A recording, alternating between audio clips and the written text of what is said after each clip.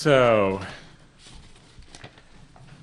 couldn't help remember someone was talking about the adulation in which the world held Alger Hiss. And I don't know if everyone here is aware that at an august educational institution, not too far from here, I mean Bard College, that there's actually an Alger Hiss chair in the humanities.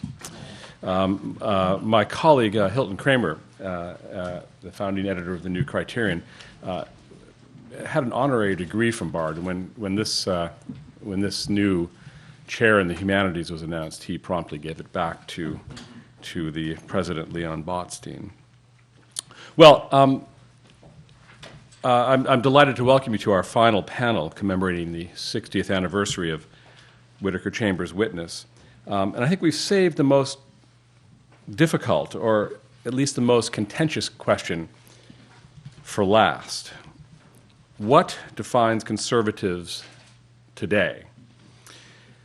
I think in the context of Witness and the work of Bill Buckley, today means after the Cold War.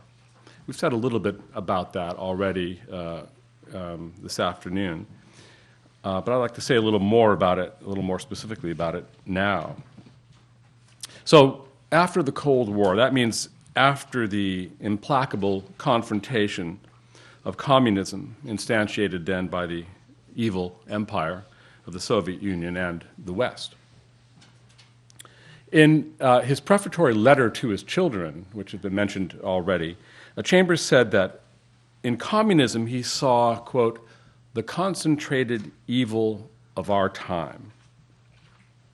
Bill Buckley looked with kindred eyes upon the enormity of communism. Indeed, conservatives of all stripes could agree about the hideousness of the communist system, which is why the world of the Cold War was in many ways a tidier, more Manichaean world than the one that we inhabit. Whatever else it might be said about it, the Soviet Union provided a sort of negative rallying point, something that conservatives of all sorts could define themselves against. And I wonder about today. What about today? How do conservatives define themselves? Well, that's the question that I hope the panel is going to conjure with. And before I turn things over to them, I want to make just two final points, and one of which was raised a couple times this afternoon. If conservatives were virtually at one in regarding the freedom-blighting ideology of communism with repugnance, they were not, I believe, quite so unified in understanding communism as did thinkers like Chambers and Buckley. Chambers readily acknowledged the familiar immiserating features of communism, the gulag and so on. But, like Bill, he went further. Communism, he said, was a vision of man without God. And we've had that a couple of times today. And I want to emphasize that. That's the core of the phenomenon. It was an elaboration of the seductive promise, said Chambers, that was made in the Garden of Eden. Relinquish God and follow me, said the serpent, and ye shall be as gods. That was the hubristic existential catnip that fueled the deep appeal of communism. And it is, as Bill recognized, an appeal that survived the demise of the Soviet Empire. You remember that in God and Man at Yale, one of the most famous lines there is that Bill said, I believe that the struggle between communism and atheism is the most important in the world, and then this striking codicil, and that the struggle between individualism and collectivism is the same struggle on a different level. Now, exactly how conservatives have dealt and should deal with that survival, is part of what we are charged with discussing on this panel. How do conservatives understand themselves today, absent that Manichaean threat? Now, the late Irving Kristol, a friend of many of us here, summed up our situation with his customary insight and elegance when he said in an essay written shortly after the collapse of the Soviet Union that, and I'm quoting now, "There is no after the Cold War for me. So far as having ended, my Cold War," said Crystal, "has increased in intensity as sector after sector of American life has been ruthlessly corrupted by the liberal ethos. It is an ethos," he said, "that aims simultaneously at political and social collectivism on the one hand and moral anarchy on the other. It cannot win, but it can make us all losers." To meditate on the meaning of this great contest, we've assembled a distinguished panel of Chambers' intellectual and moral heirs. Peter Berkowitz is the current Tad and Diane Taub Senior Fellow at the Hoover Institution, where he chairs the Hoover Task Force on National Security and Law and co-chairs the Hoover Task Force on the Virtues of a Free Society. In the past, he has served as an associate professor at George Mason University School of Law and an assistant and associate professor at Harvard University. He is the author of Virtue and the Making of Modern Liberalism and Nietzsche and the Ethics of an Immoralist. He holds a JD and a PhD in political science from this institution, an MA in philosophy from the Hebrew University of Jerusalem, and a BA in English literature from Swarthmore College.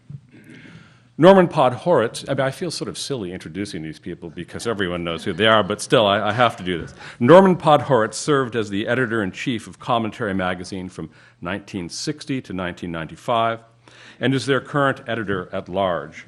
He was awarded the Presidential Medal of Freedom by George W. Bush. He served as a senior fellow at the Hudson Institute and was a senior fellow and he's the author of many books and articles, including The Bush Doctrine, What the President Said and What It Means, World War IV, The Long Struggle Against Islamofascism, and Why Are Jews Liberals, which a reviewer for the New Criterion said should really have been titled, Why Are Jews Still Liberals? He was a Pulitzer Prize Scholar at Columbia University, where he earned his Bachelor of Arts in 1950, and he also holds a bachelor's and master's degrees from Cambridge University, England, where he was a Fulbright Scholar and a Kellett Fellow. In addition, he has a bachelor's degree in Hebrew literature from the Jewish Theological Seminary. Alfred Regnery, is the managing director of a new initiative called the Paul Revere Project, a new communications initiative, and is the chairman of the Intercollegiate Studies Institute. He was for many years the distinguished publisher of the American Scholar. He took a moribund magazine, and American Spectator, a once moribund magazine that he breathed new life into.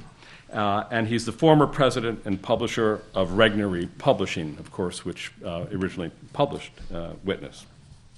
Mr. Regnery served in the Department of Justice during the Reagan administration as Deputy Assistant Attorney General and as Administrator of the Office of Juvenile Justice and Delinquency Prevention. He's published many articles, and his new book is Upstream, The Ascendance of American Conservatism, published in 2008. Now, Mr. Podhoretz is asked to speak first, so I'd like to offer him the floor. Norman Podhoretz. Thanks, Roger. As was mentioned, I made a vow never to set foot on a college campus again after a number of nasty experiences at a number of college campuses. And I now understand why the Day of Atonement begins for Jews with the disavowal of vows that have been broken. I was forced by these persuasive young people to break a vow, and I will have to seek atonement in due course. In any case, for a reason that will become clear in a moment, it's from the perspective of neoconservatism that I want to talk about conservatism without anti-communism. Now, as one of its godfathers, along with Irving Kristol, I've been a neoconservative for so long that I should probably be called a paleo-neoconservative. But as the prefix neo indicates, I and the other neoconservative intellectuals of the